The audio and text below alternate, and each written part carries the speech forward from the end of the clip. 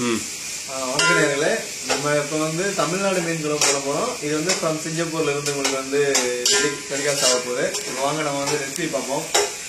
மீன் குழம்பு பண்றது வந்து நம்ம காமராஜ் மீன் குழம்பு ஸ்பெஷலிஸ்ட் ஆக்சுவலாக. இப்போ பாத்தீங்கன்னா இதுல சில வகையான ரெசிபியை நம்ம ஃபாலோ பண்ணியிருக்கோம். இதுல பாத்தீங்கன்னா முதல்ல நம்ம தரமான அந்த மலையில இருந்து எடுக்கப்படக்கூடிய வெந்தயமானது நம்ம முதல்ல தரமான இதய நல்லெண்ணெய் தான் இதுக்கு பயன்படுத்துறோம். இதே நல்லெண்ணெயில சும்மா 2 ஸ்பூன் ஊற்றி அதுல கொஞ்சமாவது நம்ம வெந்தயத்தை போட்டிருக்கோம். அந்த வெந்தயம் சரி இது உங்களுக்கு அது ஒரு செந்நிறத்துக்கு வரும்போது அந்த வெந்தயத்துல நீங்க என்ன பண்ண போறீங்கன்னா கருவேப்பிலை, பச்சை மிளகாய் இதெல்லாம் போட்டு நல்லா வதக்கணும். இது ஓரளவுக்கு உங்களுக்கு தெரியும். நல்லா பதம் வந்த பிறகு அதுல பூண்டு போடுறோம். பூண்டு போட்டு வதக்குறோம். பூண்டு வதங்கின பிறகு உங்களுக்கு தெரியும் அதுவும் ஒரு உங்களுக்கு அதோட நிறமானது ஒரு செந்நிற தோற்றத்துக்கு வரும். அந்த தோற்றம் மாறிய பிறகு நன்கு நறுக்கிய 5 வெங்காயத்தை இதுல போட்டிருக்கோங்க. இது மலை வெங்காயம், இதுவும் பெரியதா காணப்படும். இதுல 5 வெங்காயத்தை நீங்க நல்லா வதக்கிட்டு இது நீங்க பாத்துக்கிட்டு இருக்கீங்க. இதுக்கு மேல உங்களுக்கே தெரியும். ஆக்சுவலா வெங்காயம் வந்து எவ்வளவு நாளைக்கு வதக்குவீங்க? வெங்காயம் 5 நிமிஷம் வதக்குவோங்க. அதுவும் உங்களுக்கு வந்து இதோட தோற்றம் மாறணும். உங்களுக்கு நல்ல இது எண்ணெயில எரியும் நல்லெண்ணெய்ங்கிறதுனால உங்களுக்கு நல்ல பதம் கிடைக்கும். இதுக்கு வேற என்ன யூஸ் பண்ண போறீங்க? இதுக்கு நாங்க இதன் பிறகு நாங்க அடுத்த நீங்க பாப்பீங்க. இதுல தக்காளி போடுவோம். தக்காளி நல்லா கொஞ்சம் மெஷ் பண்ணிட்டு நம்ம போடுறோம். தக்காளி நல்ல ஒரு பாகுக்கு வந்த பிறகு நீங்க அதை கொதிக்க விட்டுறோம். நம்ம அதுல மாங்காய் போடுறோம். மாங்காயை அடுத்தது போட்டு என்ன பண்றோம், மாங்காயை நல்லா வதக்குறோம். இதெல்லாம் வதக்கின பிறகு உங்களுக்கு அதுல போதுமான அளவு தண்ணி ஊற்றி அதுல தேவையான அளவு மசாலா போடுறோம். சிலர் மீன் மசாலா போடுவாங்க. நம்ம மீன் மசாலாவும் போடலாம். பட் நம்ம அப்படி போடப்படுறது நேச்சராகவே நம்ம இந்தியாவில தயாரிக்கப்பட்ட தரமான ஒரு மிளகாத்தூள் தான். வீட்டு மிளகாத்தூள் நம்ம வீட்டு மிளகாத்தூள் நல்லா இருக்கும். உங்களுக்கு வந்து மீன் ரொம்ப டேஸ்டா இருக்கும். நல்லா இது வந்து இந்த மிளகாத்தூள் பயன்படுத்தும் போது உங்களுக்கு வந்து நம்மளோட மசாலாக்கள் அதிகமா இருந்ததுன்னா டேஸ்ட் வந்து நம்ம கொஞ்சம் இது வந்து நம்ம வீட்டிலேயே பண்றதோட டேஸ்ட் வந்து ரொம்ப அதிகமா இருக்கும். ஸோ அதனாலதான் அவர் வந்து இதை ஃபாலோ பண்றாரு. ஆமா, சுமார் நான் 5 வருஷமா இந்த ரெசிபி ஃபாலோ பண்ணிட்டு இருக்கேன். இது வரைக்கும் என்னோட ட்ரைனிங் பாத்தீங்கன்னாலே சுமார் 20 பேருக்கு மேல என்னை விட மீன் குழம்பு நல்லா வைப்பாங்கிறது எனக்கு தெரியும். ஓகே ஓகே, இது நம்ம வந்து நம்ம தக்காளிக்கு போற வரைக்கும் நம்ம கொஞ்சம் சிறிது காத்திருந்து பார்ப்போம். ஓகே நண்பர்களே, இப்போ வந்து பாத்தீங்கன்னா அந்த வெங்காயம் வந்து நல்லா வதங்கிடுச்சு. இப்போ பாருங்க வெங்காயத்தை பாருங்க. ஸோ இது வந்து ஒரு தரமான லெவலுக்கு வந்துடுச்சு. அதுக்கு அடுத்தது வந்து நீங்க தக்காளியை போட வேண்டியதாக. தக்காளி லைட்டாக நசுக்கி போடுங்க, அது கொஞ்சம் நல்லா இருக்கும்.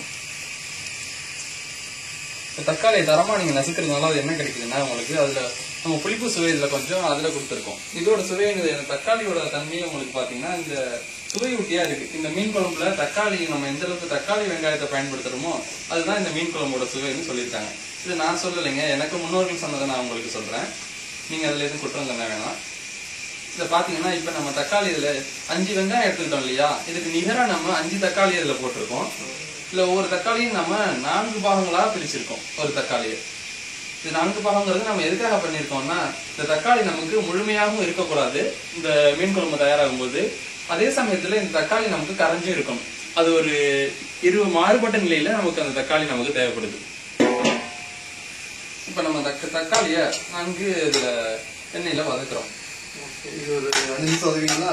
ஆமா சார், இது ஒரு 5 நிமிஷத்துல நமக்கு அது ஒரு நல்ல ஒரு தன்மை கிடைக்கும்.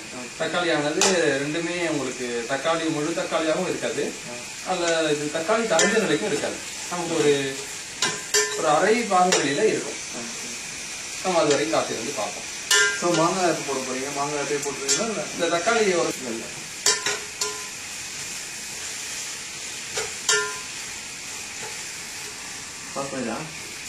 இப்போ பார்த்தீங்கன்னா தக்காளி நல்லா வதங்கிடுச்சு. அதுக்கப்புறம் வந்து மாங்காய் போட போகிற அந்த இதை பார்த்துக்கோங்க எந்த அளவுக்கு தக்காளி வதங்கணுன்ற. தக்காளி இந்த அளவுக்கு உங்களுக்கு ரெண்டும் கலந்துருக்கணும். இதுக்கப்புறம் மாங்காய் அவர் வந்து போட போகிறதில்ல. அதிகம் போடலைங்க, இது ஒரே ஒரு மாங்காய் தான் போட்டிருக்கோம். இது நம்ம நல்லா மாங்காய் எதுக்காக போடுறது? நல்ல புளிப்பு தன்மை தருவதற்காக.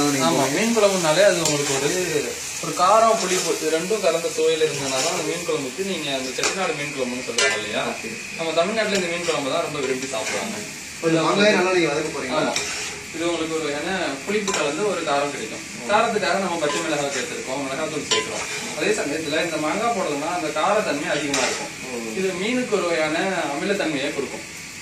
அதனால உங்களுக்கு இந்த மாங்காய் சேர்த்திருக்கோம்.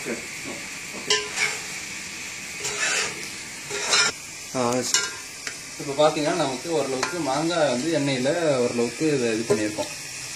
நல்லா வதக்கியிருக்கோம். வதக்கின பிறகு நம்ம என்ன பண்ணுறோம், இதில் கொஞ்சம் மிளகாத்தூள் சேர்க்குறோம். அதாவது நம்ம போட்டிருக்க அந்த வெஜிடபிள்ஸ்ல எல்லாம் கொஞ்சம் மிளகாத்தூளுடைய தன்மை சேரணும் இல்லையா, அதுக்காக இதில் கொஞ்சம் மிளகாத்தூள் இதில் சேர்க்குறோம். இது வந்து வெறும் மிளகாத்தூள் தான், எந்த ஒரு மசாலா வேண்டாகல, வெறும் மிளகாய் அரைச்சது தான் அது, தூய மிளகாத்தூள். ஆமாம், நம்ம ஊரில் பட்டை மிளகாய் இல்லை காஞ்ச மிளகாய்னு சொல்லுவோம். இந்த மிளகாத்தூள் நம்ம ஓரளவுக்கு சீரான அளவுக்கு தூவிருக்கோம். இது நம்ம இந்த காய்கறியில் இந்த மிளகாத்தூள் காய்கறி ரெண்டும் சமமான அளவுக்கு தான் இதில் வச்சுருக்கோம். அதிக அளவில் நம்ம பயன்படுத்தலாம். இது ஒரு 5 நிமிஷம் இதை நம்ம வதக்கிட்டு இதில் பிறகு தேவையான அளவு நம்ம தண்ணி ஊற்றுறோம்.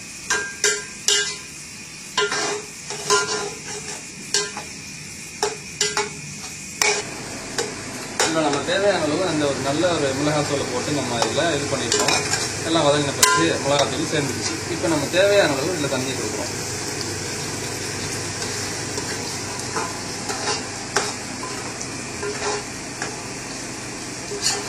இது கொஞ்ச நேரம் நம்ம கொதிக்க வைக்கணும்.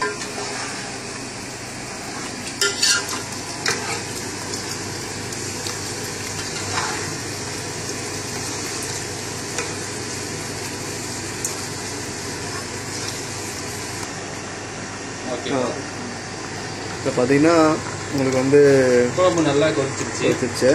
இப்போ நம்ம இது கூட என்ன பண்ணுறோம்னா தேவையான அளவு புளி சேர்க்குறோம்.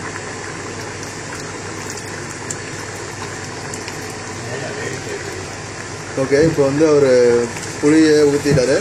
ஸோ புளியை ஊற்றி நம்ம வந்து ஒரு கொதி ஒன்று அப்படிதானே? ஆமாம், தேவையான அளவு இதில் புளி கலந்துருக்கோம். இது இப்போ இதுக்கு பிறகு என்ன பண்ணுறோம்னா கொஞ்சம் அந்த புளியோட தண்ணி இதில் சேர்ந்த அளவுக்கு நம்ம இதை கொதிக்க வைக்கிறோம். ஓகே, மீன் குழம்பு பார்த்தீங்கன்னா நல்லா அது கொதிச்சு ஒரு நல்ல இப்போ நீங்களே பார்த்தீங்கன்னா இது நல்லா கொதிச்சிருக்கு. உங்களுக்கு ஒரு நல்ல ஒரு வாசனை கிடைச்சிருக்கும். கொதிக்க உங்களுக்கு இது கிடைக்குதுங்க இல்லையா, உங்களுக்கு பார்க்கும்போதே தெரியும் ஒரு சுவை, ஒரு நல்ல ஒரு சுவையாக வந்திருக்கும் அப்படின்ட்டு. இதில் நமக்கு நல்ல சுவை ஊட்டியாக இதில் இருக்கிறது தக்காளி மாங்காய் நம்ம கொடுத்துருக்கோம். தரமான அளவுக்கு வெங்காயத்துக்கு நிகராக அதை கொடுத்துருக்கோம். இது உங்களுக்கு ஒரு நல்ல சுவையை கொடுக்கும். இதை நீங்கள் ட்ரை பண்ணி பார்க்கலாம். நீங்கள் இது ஈஸியாக நீங்கள் ஒரு 10 மினிட்ஸில் கூட அதை செய்யலாம். இப்போ நம்ம குழம்பு நல்லா கொதிச்சதுனால இப்போ நம்ம இதில் மீன் போட போகிறோம்.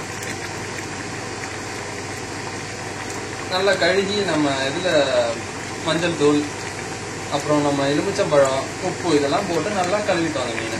இப்போ நம்ம இந்த மீனை இதில் தேவையான அளவுக்கு இதில் போடுறோம்.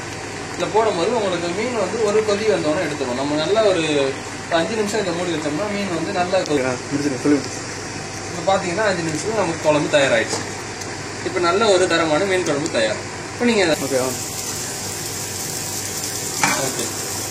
இப்போ பார்த்தீங்கன்னா நமக்கு தரமான மீன் குழம்பு தயாராகிடுச்சு. ஒரு நல்ல ஒரு தண்ணிக்கு வந்துடுச்சு. ஓகே, இப்போ நம்ம அடுப்பை ஆஃப் பண்ணிடலாம்.